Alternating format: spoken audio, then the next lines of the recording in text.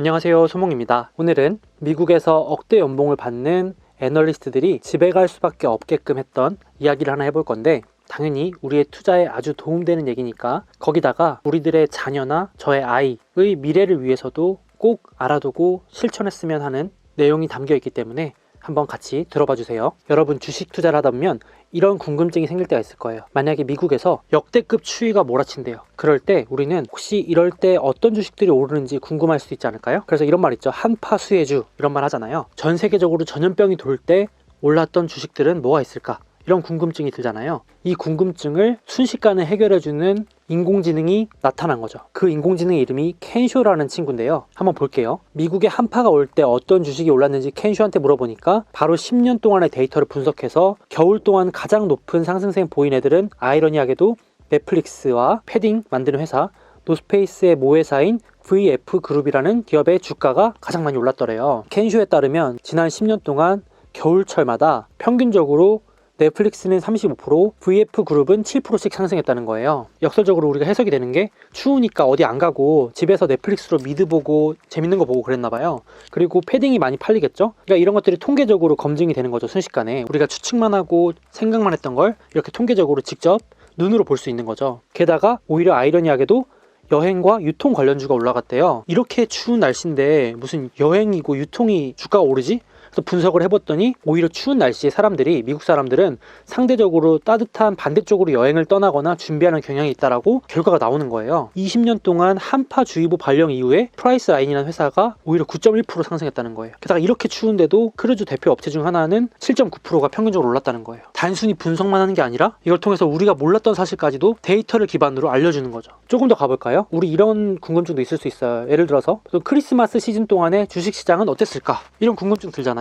근데 이 켄쇼라는 인공지능에 구글처럼 검색을 해서 넣어버리면 답변을 해줍니다. 1990년부터 미국의 추수감사절부터 크리스마스 기간 동안 주식시장이 어땠는지 봤더니 S&P 500, 나스닥, 다우지수 이런 애들이 이만큼 올랐더라라는 통계를 바로 보여주는 거죠. 이런 거 말고도 수많은 질문들이 있을 수 있잖아요. 예를 들어서 달러가 너무 올라요. 그러면 아시아 주식시장은 어떻게 될까? 질문을 딱 넣는 순간 이걸 만약에 애널리스트들한테 물어본다, 증권사의 분석을 잘 하시는 분께 물어본다 해도 10년차 시니어급 애널리스트조차 달러 강세 시기를 일일이 찾아서 시장별로 구분하고 이거를 비싼 통계 프로그램에 넣고 돌리는데 적게는 1시간, 많게는 반나절이 걸릴 것이다. 이걸 보시는 어떤 애널리스트 분께서 아닌데 나는 한 30분이면 하는데 하더라도 이길 수가 없는 게 이 켄쇼라는 친구는 1분도 채 걸리지 않는다는 거예요. 바로 홍콩은 어쩌고요, 일본은 어떻고요 라는 답변이 나와버린다는 겁니다. 웬만한 이 정도의 질문은 1분 이내에 답변을 내놓는다. 제가 하는 말이 아니라 연봉 약 5억 8천 받는 애널리스트가 40시간 걸릴 일을 인공지능 켄쇼는 단 몇 분 만에, 그것도 정확한 데이터로 결과물을 제시하고 있다 라는 팩트가 이미 여러 차례 검증되고 나오고 있죠. 투자하다 보면 이런 궁금증도 들죠. 기름 가격이 떨어진대요. 그럼 어떤 주식이 오를까요? 여러분이 봤을 때 기름 가격이 좀 떨어질 것 같은데 그럼 어떤 주식을 사야 되지? 이런 생각 많이 하시죠. 궁금증도 있고요.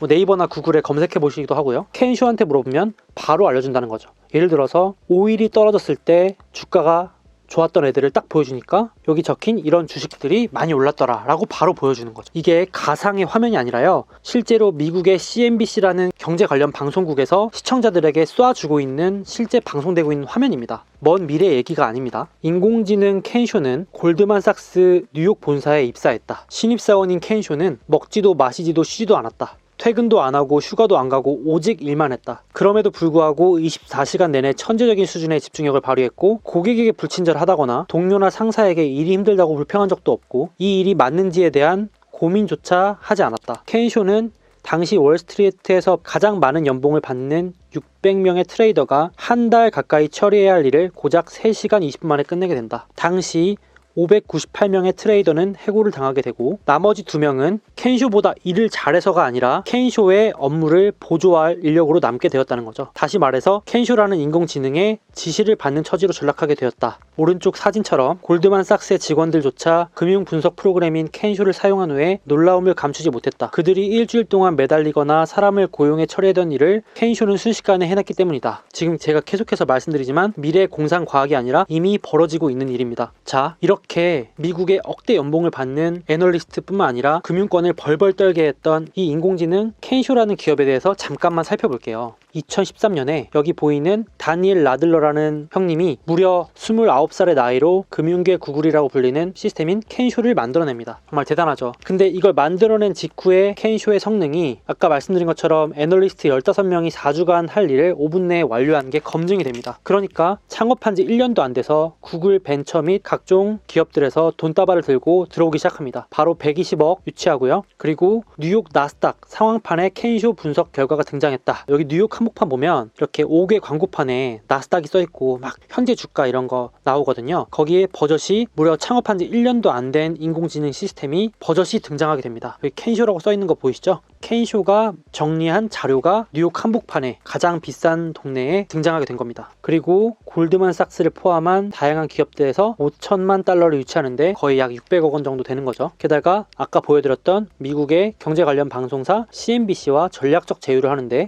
여기 보이시죠? 에스크 켄쇼라고 돼 있죠? 켄쇼에게 물어보세요 라면서 CNBC가 있는데 쉽게 말하면 인공지능한테 물어봐라. 인공지능이 답변해 줄 거다 라는 거죠. 그러니까 골드만삭스나 모건 스탠리 그리고 경제 방송국이었던 CNBC 같은 기존 금융권 종사자들이 아무도 못했던 거를 금융권 종사자도 아닌 하버드 박사과정을 밟고 있던 29살 청년이 한 방에 시스템으로 만들어내버린 겁니다. 그러니까 아까 골드만삭스가 투자를 유치하면서 이 서비스를 써보니까 직원들이 필요가 없는 거예요. 그러니까 대량 해고와 함께 골드만삭스는 대놓고 이제 우리는 IT 기업으로 간다. 이제 사람 필요 없다 라고 선언을 해버리죠. 그리고 2018년에 제가 뒤에서 말씀드릴 거지만 이 켄쇼라는 기업은 S&P 글로벌이라는 미국의 대표 신용평가 기업에 5억 5천만 달러에 인수가 됩니다. 원화로 약 6천억 원 정도 되는 거죠. 즉 이 젊은 청년은 2013년에 만든 회사를 무려 5년 정도 만에 6천억 원으로 만들어내는 데 성공을 한 겁니다. 참고로 말씀드려서 이 다니엘 라들러라는 켄쇼 창업자는 우연한 기회로 기존 금융권 시스템을 보고 엄청나게 실망과 회의감을 느꼈다고 합니다. 그러니까 되게 폐쇄적이고 정보도 공유 안 하고 되게 구닥다리 시스템을 운영하고 있다는 걸 알게 된 거죠. 그래서 좀 어떻게 보면 기존에 있던 금융 카르텔을 깨고 내가 이런 정보의 비대칭을 해결하겠다, 다 공개해버리겠다 이런 마인드로 바로 그냥 창업을 해버려서 실제로 그 기득권 세력의 비판도 많이 받았다고 합니다. 그러니까 정말 천재는 천재인 거죠. 근데 재밌는 거는 이 켄쇼의 검색창인데 정확히 말하면 이 켄쇼의 인공지능 이름은 워렌인데요. 어디서 많이 들어보셨죠? 맞습니다. 여기 옆에 있는 워런 버핏 할아버지의 이름을 따서 실제로 워런이라고 지었다고 합니다. 그래서 마치 구글처럼 검색창에다가 검색을 하면 답변을 해주는 겁니다. 아까 말씀드렸던 것처럼 전염병이 돌면 어떤 주식이 오르고 어떤 주식이 내리니? 라고 자연어 검색, 그러니까 우리가 일상생활 질문하듯이 물어봐도 모든 결과를 수분 내에 분석해서 리포트까지 제공하는 답변을 해준다는 겁니다. 그러니 이걸 하는데 몇 시간 걸리는 고연봉 애널리스트들이 정말 집에 갈 수밖에 없는 상황이 온 거죠. 그래서 2016년에 뉴욕타임즈뿐만 아니라 월스트리트저널 등 각종 언론사에서 이 회사에 대해서 대서특필하기 시작합니다. 당시 2016년 당시에 직원 수가 12명 정도였다고 추정을 하는데 이 조그마한 회사가 거대한 100년 넘은 금융권 회사들을 집어삼키고 있다. 이런 내용들이 담겨 있었습니다. 되게 공포로 몰아넣었던 거죠. 그러니까 이미 미국은 우리보다 몇 년 전부터 인력들이 인공지능에 의해서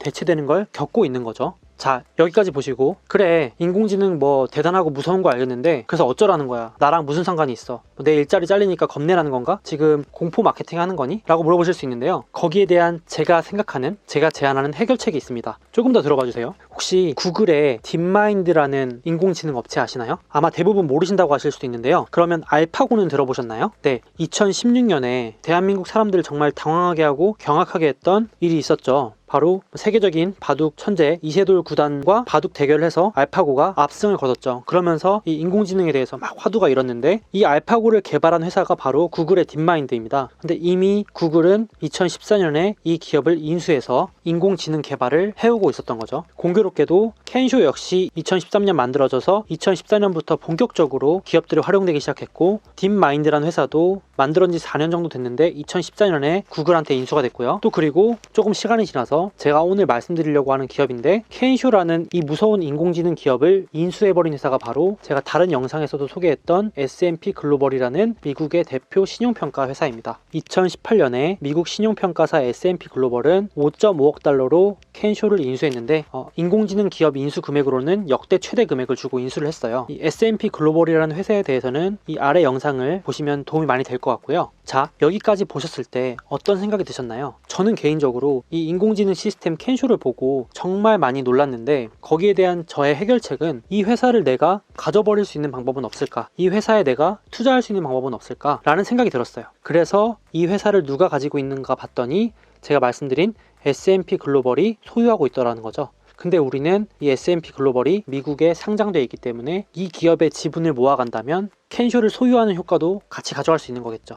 우리는 이런 식으로 우리의 미래를 위협할지도 모르는 인공지능 기업을 소유해버리고 그 기업의 그 시스템의 주인이 될 수 있는 거죠. 물론 제가 대표적으로 오늘 소개한 인공지능은 금융계의 구글이라 불리는 켄쇼지만, 예를 들어서 구글이 소유하고 있는 딥마인드라는 것도 결국 인공지능 업체이기 때문에 이런 알파고가 두렵다면 결국은 우리는 구글을 소유함으로써 인공지능의 주인이 될 수 있겠죠. 이런 관점에서 내 자녀한테만큼은 이런 무서운 미래에서 살아남을 수 있게끔 조금이라도 도움을 주고 싶다 하면은 인공지능 기술을 소유하고 있는 기업들의 주식을 모아가면 하나의 해결책이 될 수도 있는 거겠죠. 가장 현실적이고 실현 가능한 방법이 아닐까, 저는 그렇게 생각을 합니다. 사실은 제가 이 켄쇼를 알게 된 건 ETF 공부를 하다가 발견하게 된 건데요. 제 다른 영상을 보신 분들은 미국 주식을 하면 11개 업종으로 나눠져 있다 이렇게 말씀드린 걸 여러 번 들었을 거예요. 저도 항상 말씀드렸지만은 이 11개 업종을 나누는 기준이 너무 올드하다고 말씀을 드렸죠. 예를 들어서 전자상거래 기업이라 불리는 아마존 같은 경우는 데이터를 모으는 클라우드 업도 하고 있고, 미디어 쪽도 진출해 있고,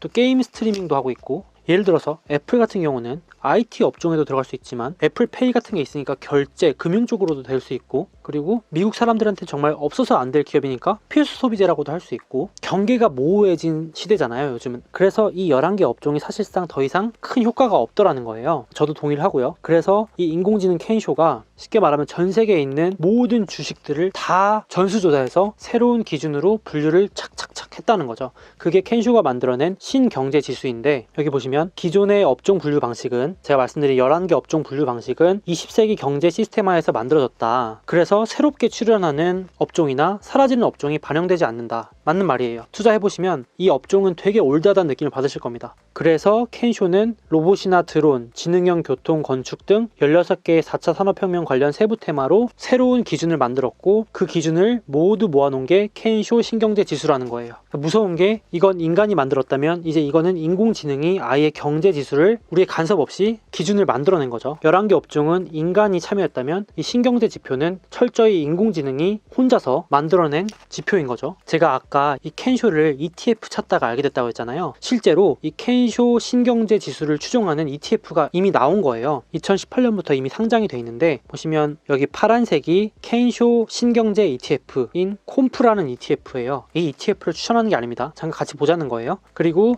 검은색 그래프가 S&P 500을 추종하는 SPY, 즉 미국의 인덱스인데요. 2018년부터 약 2020년까지 그래프를 봤을 때는 사실은 아주 비슷하게 움직이는 거 느껴지시죠? 결국은 시장과 크게 다르게 가진 않는데 구성 종목들이 좀 다릅니다. 우리가 흔히 알고 있는 마이크로소프트, 구글 이런 애들 다 뒤로 밀려나 있고요. 1등이 테슬라, 엔비디아, 애플, 그리고 3D 프린팅 업체예요. 그리고 이런 애들은 우주와 관련된 업체. 그러니까 구성이 정말 많이 다른 걸 알 수 있어요. 그러니까 이거는 인공지능이 새롭게 기준으로 분류해서 만들어낸 구성 종목들인 거죠. 자, 여러분이 제 얘기에 어느 정도 공감을 하셨다면, 혹은 AI, 그러니까 인공지능에 대해서 어떻게 보면 무섭기도 하고 어떻게 보면 중요하기 때문에 우리가 이거에 대한 해결책이 필요하다고 느끼셨다면, 제가 생각하는 방법은 이 켄쇼와 같은 인공지능을 소유하거나 아니면 결국엔 이 인공지능의 지시를 받거나가 아닐까 싶은 거죠. 그래서 만약에 나는 이 인공지능 기업을 소유할 거야, 인공지능 기술을 가진 기업들의 지분을 모아서 자녀한테 물려줄 거야 라고 생각하신다면, 결국은 이 켄쇼를 가지고 있는 S&P 글로벌을 매입한다던가, 알파고를 만든 딥마인드를 인수한 구글, 알파벳을 떨어질 때마다 사 모은다던가, 이런 방식으로 인공지능 기술을 많이 가지고 있는 기업들을 사 모으는 것도 방법이 되겠죠. 결국 그게 인공지능의 주인이 되는 가장 현실적인 방법이 아닐까 생각을 하는 겁니다. 우리가 인공지능 기업 어디 가서 만들 수도 없고, 우리가 인공지능 기업 직접 인수할 수 없잖아요. 그렇죠? 그게 아니라면 아까 보여드렸던 ETF처럼 켄쇼가 만들어 놓은, 즉 그 인공지능이 만들어 놓은 기준에 따라서 켄쇼가 만들어 놓은 지수를 추종하는 ETF를 사 모으는 거죠.